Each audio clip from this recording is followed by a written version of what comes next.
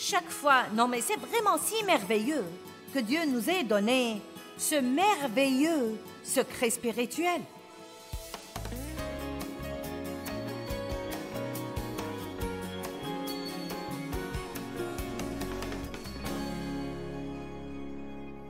Les paroles ont une puissance créative.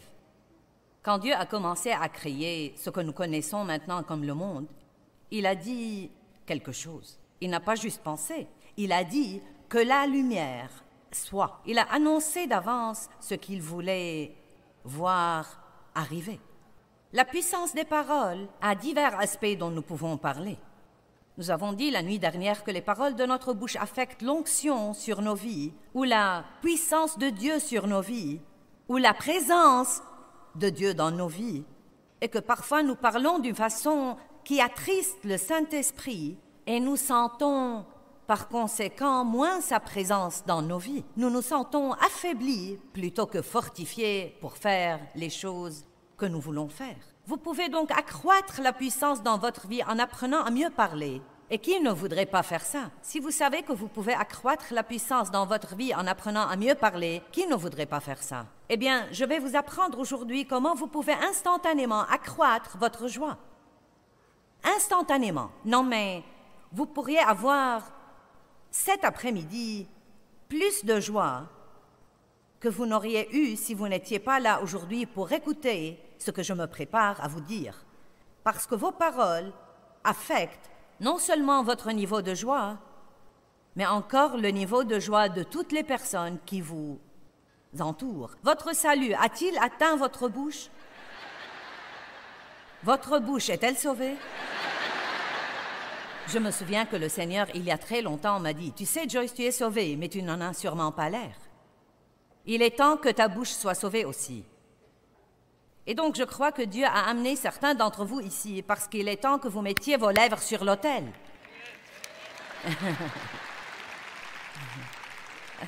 Et c'est une décision à prendre. Vous ne pouvez pas dompter votre langue sans l'aide de Dieu, mais il ne va pas tout faire à votre place. Et vous n'allez rien faire si vous ne comprenez pas l'importance de la puissance des paroles. Les paroles contiennent de la puissance, et cette puissance est soit créative, soit cette puissance est destructive. J'ai un verre là, et je peux vraiment y mettre tout ce que je voudrais. C'est mon verre. Eh bien, votre bouche est votre bouche, et vous pouvez y mettre tout ce que vous voudrez. J'ai de l'eau douce et fraîche ici. Elle me rafraîchira aujourd'hui quand j'aurai soif en prêchant, mais j'aurais pu aussi la remplir debout si j'avais voulu. Et donc, nous devons commencer à prendre la responsabilité des paroles qui sortent de notre bouche. Nous pouvons bénir les gens par nos paroles. Nous pouvons aussi les maudire par nos paroles. La mort et la vie sont au pouvoir de la langue. Regardons Jacques 1, 26. Bien, maintenant lisons ça. Si quelqu'un se croit religieux, et je suis sûre que c'est nous, oui, nous sommes le groupe religieux, observant pieusement les obligations extérieures de sa foi et qu'il ne tienne pas sa langue en bride, mais trompe son propre cœur, le service religieux de cet homme est vain, futile et stérile. Que quelqu'un dise « Waouh ». Maintenant, il y a bien sûr des gens qui comprennent ça et qui exercent beaucoup de maîtrise de soi avec leur bouche. Mais honnêtement et sincèrement, parfois, les gens extrêmement religieux, surtout s'ils penchent vers le côté légaliste de la religion, ces gens peuvent être certains des pires jaseurs au monde parce qu'ils se croient si religieux qu'ils commencent à mépriser les autres personnes et ils commencent à critiquer ou à juger tout ce que font toutes les autres personnes. Et donc la Bible nous le fait bien comprendre, l'apôtre Jacques nous le fait bien comprendre. Si vous vous croyez religieux, si vous vous croyez spirituel ou si vous vous croyez spirituellement mûr et que vous ne tenez pas votre langue en bride, vous vous trompez et votre service religieux est vain et futile. Je crois que ça ne change rien pour Dieu que nous nous assemblions dans nos églises et dans nos édifices et que nous chantions ces beaux cantiques d'adoration si nous allons en sortir et maudire les hommes de la même bouche qui vient de le chanter et de le louer. Je ne sais pas ce que vous en pensez, mais pour moi, je suis contente de prêcher ça ce week-end parce que j'ai besoin de rappels sur ce plan tout le temps. Combien d'entre vous peuvent dire que plus que toute autre chose dans votre vie, votre bouche vous attire des ennuis? Il est évident que Dieu veut que nous écoutions plus que nous ne parlions, sinon nous aurions eu 2 bouches et 1 oreille. Mais puisque nous avons 2 oreilles et 1 bouche, cela veut dire que nous sommes censés écouter plus et parler moins. Sois prompt à écouter, lent à parler et lent à te mettre en colère. Comment puis-je vous donner un moyen d'accroître instantanément votre joie? Regardons 1 Pierre 3, verset 10. Que celui qui veut jouir de la vie, combien d'entre vous veulent jouir de la vie? Je veux vraiment jouir de ma vie. Je ne vais avoir qu'une seule occasion de le faire. Et croyez-moi, plus on vieillit, plus on est convaincu qu'on veut jouir de tout le temps qui nous reste. Parfois, quand on a 20 ans, on croit qu'on a toute la vie à gaspiller, mais le temps passe très vite et j'ai déjà vécu plus qu'il ne me reste de ma vie et je suis bien déterminée à jouir de ce qui me reste. Et donc, j'ai passé beaucoup de temps pendant les quelques dernières années à guetter les voleurs de joie dans ma vie. Et c'est ce que fait le diable, c'est un voleur de joie. Le voleur ne vient que pour tuer, voler et détruire. C'est son seul but, vous rendre malheureux, voler toutes les bonnes choses que Dieu vous a données en Christ. Mais Jésus a dit, « Je suis venu afin que vous jouissiez de la vie et que vous l'ayez abondamment, complètement, jusqu'au débordement. » Non pas un petit peu, mais un tout petit bout de joie, à peine pour vous débrouiller, mais une joie débordante, une joie abondante qui bouillonne en vous et rejaillit sur tous les autres. Dieu veut vous utiliser pour rendre les autres heureux. Dieu veut vous utiliser. Arrêtez de vous attendre à ce que tous les autres vous rendent heureux et commencez à trouver les moyens de rendre les autres heureux. Et je vais vous donner une poignée de ces moyens aujourd'hui. Plus vous rendez les autres heureux, plus vous serez heureux dans votre vie parce que nous moissonnons ce que nous semons. Chaque fois que vous avez besoin de quelque chose, commencez à la donner. N'est-ce pas intéressant? Chaque fois, non mais c'est vraiment si merveilleux que Dieu nous ait donné ce merveilleux secret spirituel. Chaque fois qu'il vous faut plus d'une chose dans votre vie, commencez à la donner et elle commencera à vous revenir sous forme de moisson. Mais si vous donnez des choses négatives, allez-y, ne soyez pas miséricordieux, ne donnez plus la miséricorde. Et quand vous aurez besoin de miséricorde, vous ne l'aurez pas. Soyez critique et dites des choses blessantes aux autres, puis attendez. Quelqu'un vous dira quelque chose qui va vous blesser profondément. Et vous savez quoi? Vous allez le mériter parce que vous l'avez dispensé. C'est étonnant que nous n'arrivions pas à croire les choses que les gens nous disent alors que nous avons dit exactement les mêmes choses. Et nous l'avons oublié. Je suis contente que certains d'entre vous sourient. Je prêche mieux quand vous souriez. Que celui qui veut jouir de la vie et voir des jours heureux, heureux que ce soit visible ou pas, et j'aime ça. Donc il dit essentiellement que même si vous avez un jour qui n'est pas très bon dans le naturel, vous pouvez toujours en jouir si vous faites ceci. Gardez votre langue de tout mal et gardez vos lèvres des paroles trompeuses. Alors, comment pouvons-nous donc nier que notre joie est liée à ce que nous disons? Que celui qui veut jouir de la vie, certains d'entre vous pensent, ça ne peut pas être aussi simple que ça. Eh bien, essayez. Qu'est-ce que vous avez déjà dit ce matin?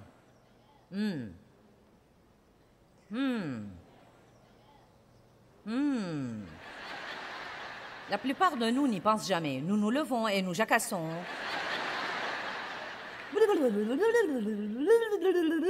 Toute la journée. Des milliers et des milliers de paroles dont la plupart sont inutiles. Bavardage inutile, propos inutiles. Et la Bible dit que celui qui parle beaucoup ne manque pas de péché. Et j'aime parler, je suis une grande causeuse. Mais j'ai appris que je dois dire des choses qui ont une puissance positive en elles et ne pas dire des tas de trucs qui vont empoisonner mon esprit et l'esprit de tous ceux qui m'entourent. Amen. Vous pouvez utiliser votre bouche pour être une bénédiction pour les autres. Les paroles sont puissantes. Le monde est plein de paroles. Des paroles dans les livres, des paroles à la télé, des paroles dans les magazines, des paroles dans les journaux, des paroles dans les écoles. Nous sommes instruits par les paroles. La connaissance vient des paroles. Les paroles sont très, très importantes. Et pensez que nous pouvons choisir les paroles que nous voulons prononcer et que nous pouvons en faire soit de bonnes choses, soit de mauvaises choses, est un grand privilège. Mais chaque fois que nous avons un privilège, c'est aussi une énorme responsabilité. Amen. Qui veut prendre la responsabilité de ces paroles? Bravo, je suis d'accord avec vous. Ça va venir. C'est un côté que vous devez probablement étudier de temps en temps toute votre vie. Car la bouche, la langue ressemble à un animal sauvage. Et j'ai un verset pour le confirmer. La langue ressemble vraiment à un animal sauvage et vous devez la maîtriser. Et le seul moyen de faire ça, c'est de compter vraiment sur Dieu et d'en faire une prière quotidienne. Il y a 2 ou 3 versets que je proclame sur ma vie, presque tous les jours. Que les paroles de ma bouche et la méditation de mon cœur soient agréables devant toi. Et Dieu met une garde à ma bouche afin de ne pas pécher contre toi par ma langue. Le roi David priait ces choses. C'est le grand psalmiste David, le doux petit David, le berger David, le roi David, et il priait tout le temps que Dieu l'aide avec sa langue. Nous devons comprendre que ce n'est pas quelque chose que nous pouvons assumer tout seuls. Satan utilise la bouche des gens pour apporter la douleur et la peine, mais Dieu veut l'utiliser pour apporter la joie et la paix. Vous pouvez édifier avec votre bouche, vous pouvez démolir. Vous pouvez soit édifier et exhorter, soit complètement dégonfler les autres. Vous pouvez soit susciter la réussite des gens par ce que vous leur dites, soit causer leur échec par ce que vous leur dites. Quelle responsabilité vous assumez? Si vous voulez jouir de votre vie, gardez votre langue du mal. Eh bien, quelles sont les choses qui seraient considérées comme mal? Le commérage? La critique? N'est-ce pas étonnant? Revenons au commérage. N'est-ce pas étonnant la rapidité avec laquelle les mauvaises nouvelles circulent? Je vous dis la vérité. Quelqu'un à l'autre bout du monde fait quelque chose de mauvais. Et en 24 heures, tout le monde le sait. Je me demande ce qui arriverait si les bonnes nouvelles allaient aussi vite. Car il y a de bonnes choses qui se passent aussi. Mais pour quelque raison, la chair humaine, quand elle n'est pas contrôlée par Dieu, n'est pas aussi intéressée à raconter les bonnes choses qu'à raconter les mauvaises choses. La chair a un petit frisson pervers en disant « Vous n'allez pas croire ce que je vais vous raconter ».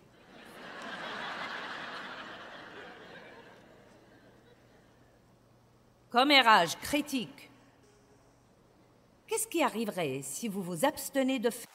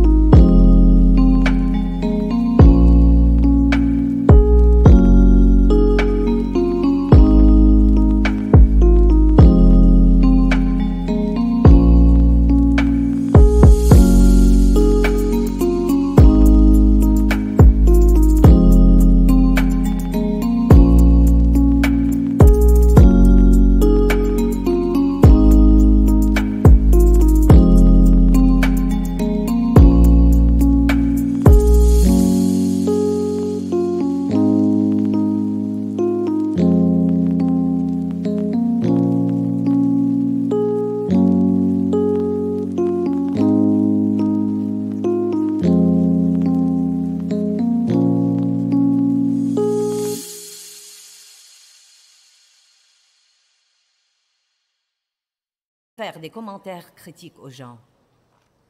Sont-ils vraiment nécessaires? Les gens ont-ils vraiment besoin que nous leur disions qu'ils ont des faiblesses et des problèmes sur certains plans? La plupart savent déjà les problèmes qu'ils ont. Nous n'avons pas besoin que quelqu'un d'autre vienne nous les confirmer. Le diable nous tabasse déjà tous les jours. Nous n'avons pas besoin de ça de nos bien-aimés. Être impoli, critique, murmurant. Nous allons consacrer un message entier au murmure. Critiquer, trahir les secrets. Ouh! Pouvez-vous garder le secret? Quand on vous raconte des trucs, peut-on vous faire confiance? Peut-on compter sur vous pour ne pas raconter des trucs, même si on ne vous a pas dit de ne pas les raconter? Avez-vous assez de sagesse pour garder le secret des autres et comprendre que s'ils veulent les raconter, vous devez les laisser les raconter eux-mêmes? Il est très dur de trouver quelqu'un aujourd'hui à qui vous pouvez vous confier et être sûr qu'il va garder votre secret. Mais d'un autre côté, le mal peut aussi rentrer dans l'énorme catégorie de tout ce qui est négatif. Dieu veut que nous apprenions à dire des choses positives, de bonnes choses. Maintenant, oui, il y a des problèmes dans le monde et nous n'allons pas ignorer les problèmes, mais nous ne devons pas rabâcher les problèmes. Et c'est comme ça que j'ai senti que Dieu veut vous l'expliquer. N'ignorez pas vos problèmes. Les problèmes sont là, nous avons des problèmes, mais nous ne devons pas les rabâcher. Nous ne devons pas en parler, et en parler, et en parler, et en parler, et en parler, et en parler. Si vous avez besoin que quelqu'un prie pour un problème donné, et s'il ne lit pas dans vos pensées, dites-lui votre problème. Mais continuez en disant « Et je crois que Dieu va travailler dans ma vie. J'apprécierai vraiment tes prières. » Ensuite, vous ne devez pas en parler, et en parler, et en parler, et en parler. Plus vous parlez de vos problèmes, plus vous allez vous rendre malheureux. Allez maintenant, nous allons dire ça de nouveau. Plus vous parlez de vos problèmes, plus vous allez vous rendre triste et malheureux. Donc, un des moyens dont vous pouvez instantanément accroître votre joie, c'est d'arrêter de parler de tous vos problèmes, à moins que vous n'ayez un but réel ou que vous en ayez vraiment besoin. Il y a des moments où nous avons besoin de décharger, nous avons besoin de parler, besoin de dire à quelqu'un que nous souffrons, mais nous devons nous assurer que nous le faisons dans la piété et non seulement pour nous plaindre et geindre et nous apitoyer sur notre sort, car rien de tout ça ne nous aidera et ne nous servira à rien. Laissez-moi le dire encore une fois. Plus nous parlons de nos problèmes, plus nous diminuons notre joie. Et pour que ceux qui sont chez eux ne croient pas que j'ai oublié qu'ils sont là et qu'ils nous regardent à la télé, une parole spéciale pour vous. Plus vous parlez de vos problèmes, bonjour, plus vous parlez de vos problèmes, plus vous allez diminuer votre joie. Vous pouvez instantanément accroître votre joie en décidant « Je vais arrêter de parler de tout ce qui ne va pas dans ma vie. » Amen. Je me sens mieux déjà, et vous? Laissez-moi le dire là-bas aussi. Moins vous parlez de vos problèmes, moins vous aurez de problèmes. Oh! Maintenant, voilà le vrai avantage. Moins vous discutez et parlez de vos problèmes, et moins vous aurez de problèmes. Et même si vous en avez, vous n'en serez pas tellement conscient. Vous n'en serez pas tellement conscient. Priez là-dessus et vaquez à vos occupations. Jouissez de votre vie, Dieu travaille sur votre problème. Ne vous inquiétez de rien, mais en toute chose, par des prières et des supplications, avec des actions de grâce, faites connaître vos besoins à Dieu, et la paix de Dieu qui surpasse toute intelligence gardera vos cœurs et vos pensées en Jésus-Christ pour la vie éternelle. Priez et parlez. Et ne priez pas pour dire ensuite quelque chose qui donne l'impression que vous n'avez pas prié. Est-ce que vous dites ce que vous priez? Ou est-ce que vous priez puis vous dites l'opposé? Allez, j'ai trouvé que c'était plutôt chouette. Priez et parlez. Si Dave va écrire des poèmes, eh bien moi aussi.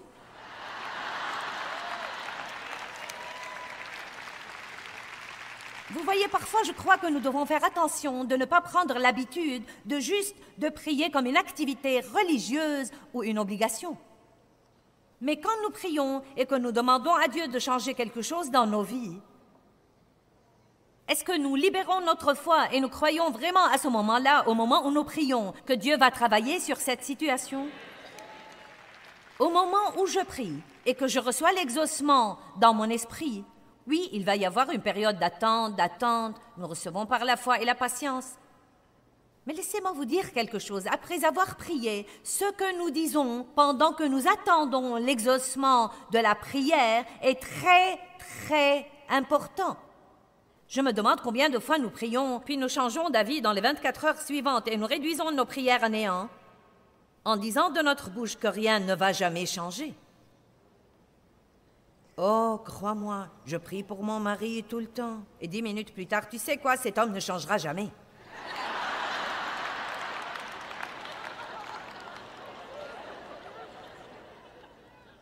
Je prie vraiment pour mes finances, je prie Dieu de me donner une augmentation. Et tu sais quoi, je ne sais vraiment pas si je pourrai jamais me permettre une nouvelle voiture. Priez et dites quelque chose qui va faire valoir vos prières. Donnez à Dieu quelque chose pour travailler avec. Ne priez pas une prière religieuse. Donnez-lui quelques paroles positives remplies de foi pour travailler avec. Dieu, je crois que tu travailles dans ma vie. C'est quelque chose que j'ai appris et je le pratique depuis de nombreuses années. Après la prière, je commence à croire que Dieu travaille indépendamment de ce que je vois et de ce que je ressens. Laissez-moi vous dire quelque chose. La plupart du temps, quand nous voyons le moins et que nous sentons le moins, c'est là que Dieu travaille le plus. Vous m'avez entendu? Quand vous voyez le moins et que vous sentez le moins, c'est dans ces moments-là que Dieu travaille le plus. Dieu travaille en secret et ensuite, subitement, il met les choses au grand jour. Amen? Vous devez donc être positif et croire. Et chaque fois que vous priez pour quelque chose, quand le diable essaye de vous le rappeler comme un souci, ouvrez la bouche et dites « Je crois que Dieu travaille sur cette situation ». Donnez à Dieu des paroles remplies de foi. « Je crois que tu travailles, Dieu. Je crois que tu travailles. » Et non pas « Je n'ai pas l'impression que quelque chose se passe. » Eh bien, je ne sais vraiment pas si Dieu a écouté ma prière. Je ne sais pas parce que je ne vois rien arriver. Je ne sais vraiment pas si je peux tenir, Dieu. Je n'ai vraiment pas l'impression que tu travailles. Est-ce que quelqu'un comprend ce que je dis? Donc nous prions, mais que disons-nous après avoir prié? Exercez-vous, dites « je prie ». Mais ensuite, qu'est-ce que je dis après avoir prié? Nous devons dire ce que nous avons prié. Bien, louez Dieu.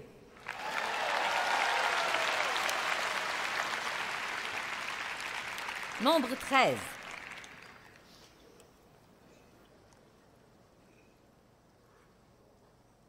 Ce n'est pas parce qu'il y a de mauvaises choses qui se passent autour de vous que vous devez forcément en parler. Peut-être que vous travaillez dans une société et qu'il y a là 2 choses qui vous exaspèrent. Mais oui, vous pensez, il y a plus que 2 choses, ma chère. Eh bien, vous savez quoi, murmurer ne va rien changer. Prier là-dessus pourrait tout changer, car à Dieu, tout est possible. Et vous savez quoi, si vous avez une bonne attitude là où vous êtes et qu'on refuse de vous traiter comme il faut, ne glissez pas dans le commérage et les critiques comme les autres font. Dieu peut vous faire sortir de là s'il le faut et vous trouver un bien meilleur emploi. Dieu s'occupera de vous si vous faites ce que vous êtes censé faire. Dieu s'occupera de vous si vous faites ce que vous êtes censé faire. Peut-être qu'il y a, si vous y pensez vraiment et sérieusement, disons qu'il y a peut-être 10 choses formidables dans la société et 2 choses dans cette société qui vous irritent énormément. Eh bien, desquelles parlez-vous le plus?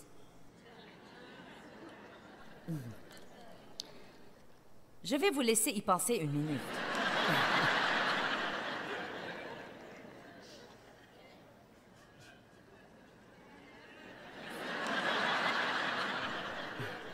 Il faut prendre un peu de temps. Je ne veux pas passer trop vite sur ce point. Vous voyez, nous ne devons pas être comme ça. Nous pouvons prier pour les 2 problèmes, puis nous pouvons continuer à remercier Dieu pour les choses formidables. Allez maintenant, nous allons prier pour les problèmes, Et nous allons remercier Dieu pour les 10 choses formidables. Et quand les autres employés viennent nous voir pour se plaindre des problèmes, nous devons essayer d'aider tout le monde en disant « Eh oui, il y a des choses qui doivent être changées, mais vous savez, il y a des choses formidables ici aussi. » Gardons donc une bonne ambiance. Allez, qui veut travailler dans une bonne ambiance plutôt que dans une mauvaise ambiance? Eh bien, vous pouvez aider à choisir l'ambiance où que vous soyez.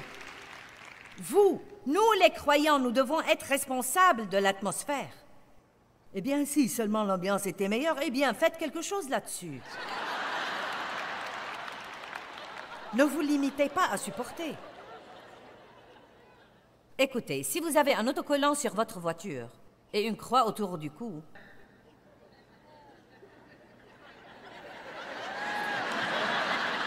et si vous vous asseyez à la table du déjeuner et que vous potinez comme tous les autres, ne croyez pas un seul instant qu'ils ne vous jugeront pas. Nous devons porter du fruit. Et non seulement un tas d'autocollants et des bijoux chrétiens. Vous devez commencer à agir comme Dieu veut que vous agissiez. Car même les croyants qui vous tentent de pécher vous jugeront sévèrement si vous faites ça. Ils ont besoin de vous voir ferme et fort et donnant l'exemple dans le monde où nous vivons aujourd'hui. Nous sommes censés être des lumières dans un lieu obscur et un des moyens dont nous pouvons allumer ces lumières, c'est de fermer nos bouches.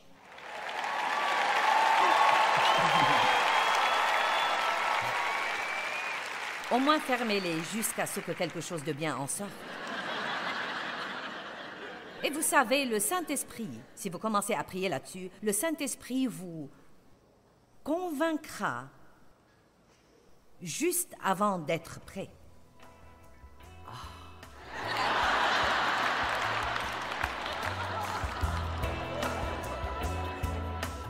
Proverbe 15, 23 dit qu'on éprouve de la joie à donner une réponse de sa bouche. Vous savez, la langue douce est une arbre de vie. Les paroles contiennent de la puissance et elles peuvent être soit créatives, soit destructives. Je suggère que nous prenions tous l'habitude de confesser les vérités de la parole de Dieu à haute voix, et ces vérités accroîtront certainement notre joie.